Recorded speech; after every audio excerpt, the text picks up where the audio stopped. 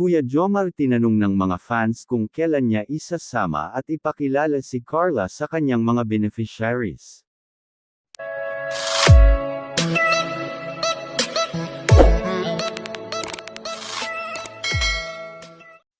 Ang kwentong pag-uusapan natin ngayong araw ay patungkol sa nakaraang live ni Kuya Jomar na kung saan ay tinanong po ito ng kanyang mga fans na kung kailan niya pwedeng isama si Carla para mag-scout at pumunta sa kanyang mga beneficiary.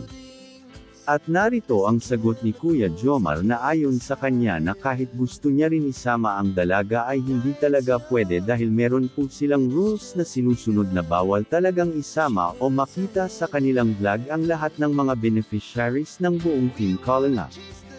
Naayon naman po kay Calling Up Rob na para hindi po ito masyadong ma-expose sa mga fans.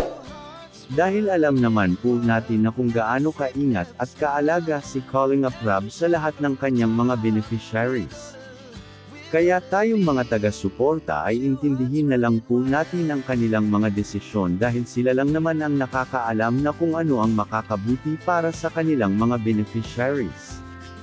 Kaya sa tingin ko po ay tama lang po ang ganang desisyon ni Calling Up Rob na huwag masyadong e-expose ang ating idol na si Carla sa mga vlog para sa ganun ay mas lalo pa po ito pananabikan ng mga fans na makita at mapanood sa kanilang serye ni Kuya Jomar.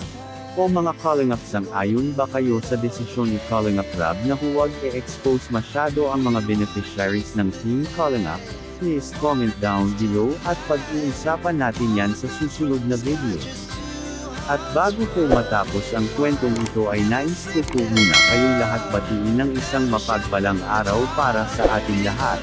At kung bago lang po kayo sa aking channel ay hiling ko po sana na huwag niyong kalimutan mag-like at mag-subscribe. Salamat po, and also don't forget to subscribe Calling Up Rob, Kuya Jomar Vlogs at ang ama ng Calling Up Val Santos Matubang.